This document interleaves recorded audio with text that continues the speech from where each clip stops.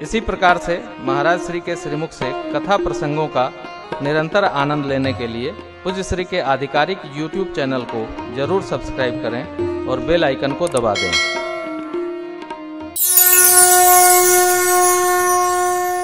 परमात्मा ने कहा गुरु पे तो मातो स्वामी सिख पाले, चले हूँ पग पर ही न खाले। गुरुदेव भगवान माता पिता और अपने स्वामी अपने प्रभु की आज्ञा का सहजता से पालन करने वाला यदि कहीं वो ऊपर नीचे भी चलता है तो उसके जीवन में कोई विकृति उत्पन्न नहीं हो, क्योंकि श्रेष्ठ को अपने श्रेष्ठत्व की चिंता होती है। आज्ञा जिसको दी गई है उसका पालन करना उसका कर्तव्य है। इसलिए मैं आपको आज्ञा देता हूं, भगवान ने क्या आज्ञा दिया? अस विचारी सब सोच पालहु अवधि भरी। ऐसा विचार करके क्या श्रेष्ठ की आज्ञा सर्वोपरि है।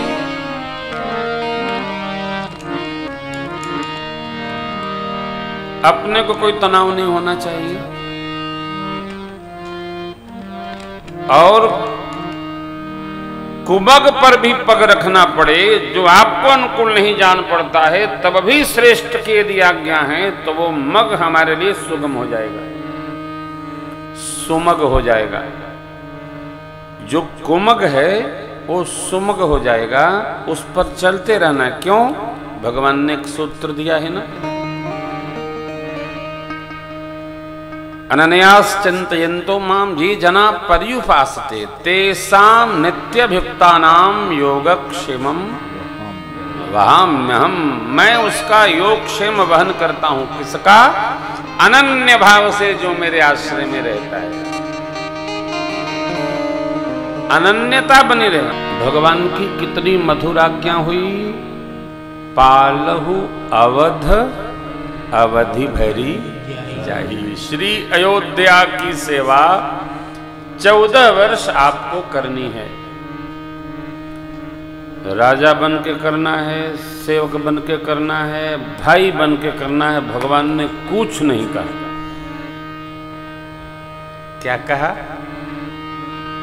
अपना हमारा आपको मंगल करना है। ये बड़ा कठिन है, हो बहुत कठिन है।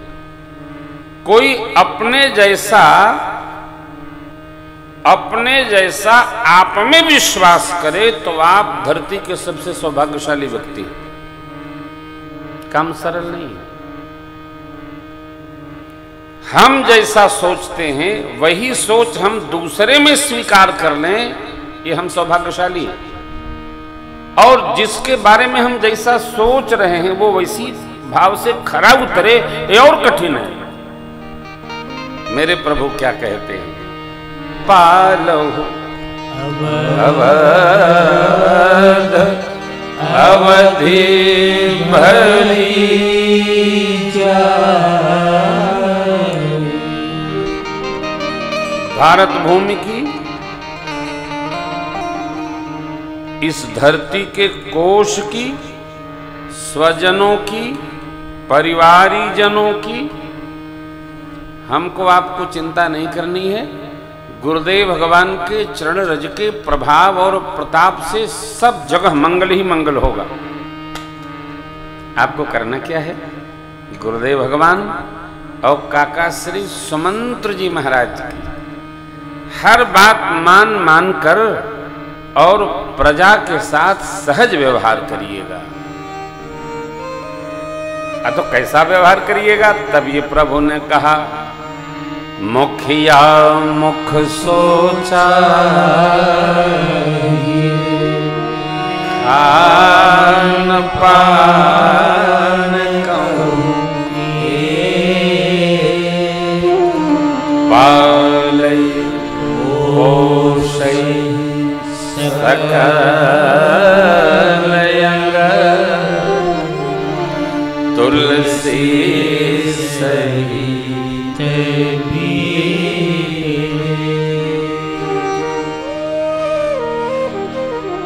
मुख का व्यवहार अपने लिए नहीं होता, शरीर के हर अंग के लिए होता है।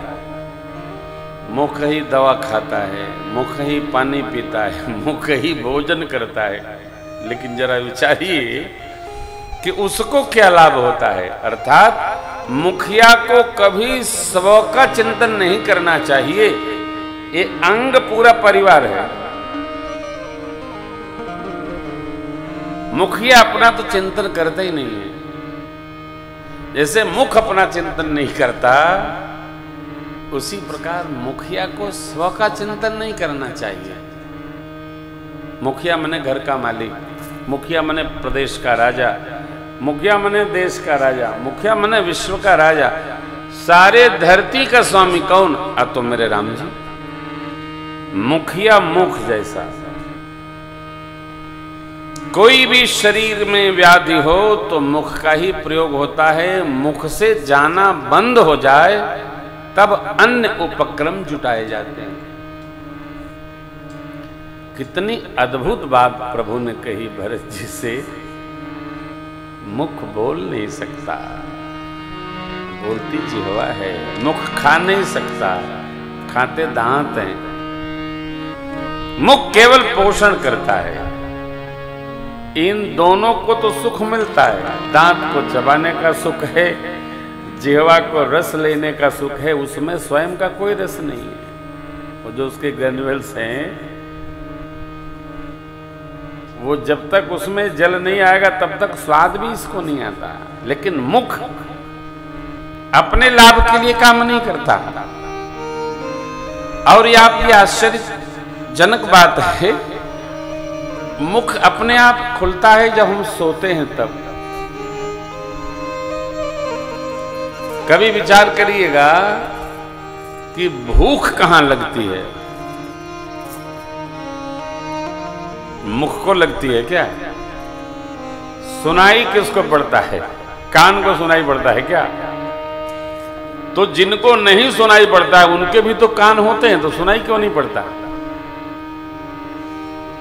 आंख देखती है क्या? डब्बे डब्बे की तरह आंख होती है, दिखते ही नहीं है। इधर देखो तो इधर हाँ हाँ क्या कह रहे थे, आदमी इधर देखता है।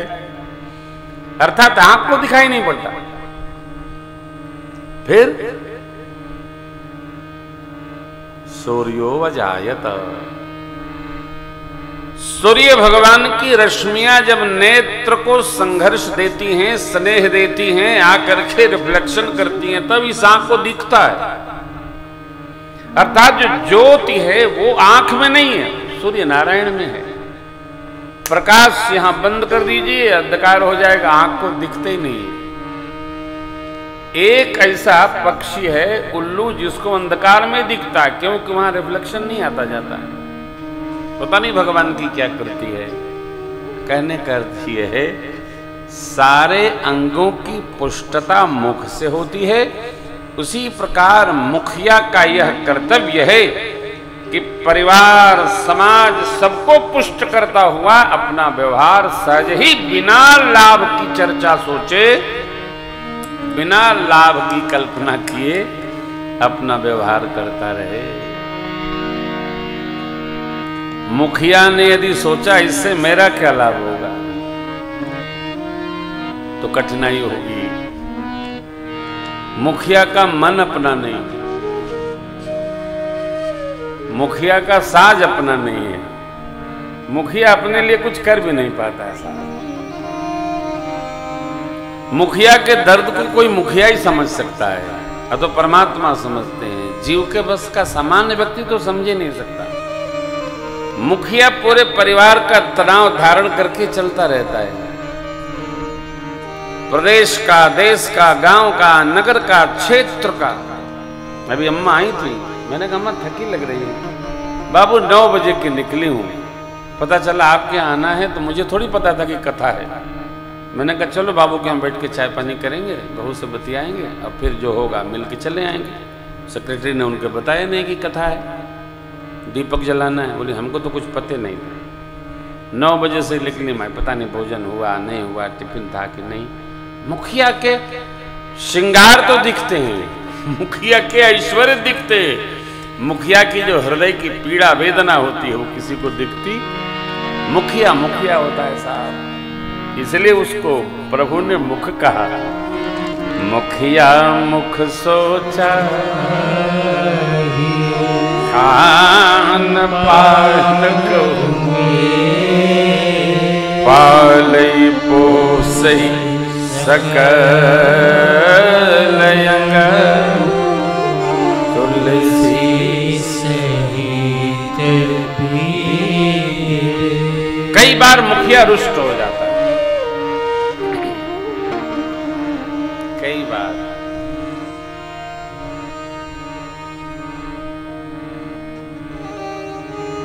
परंतु अपनी रुष्टता वो प्रकट नहीं करता है, फिर वो पलट जाता है।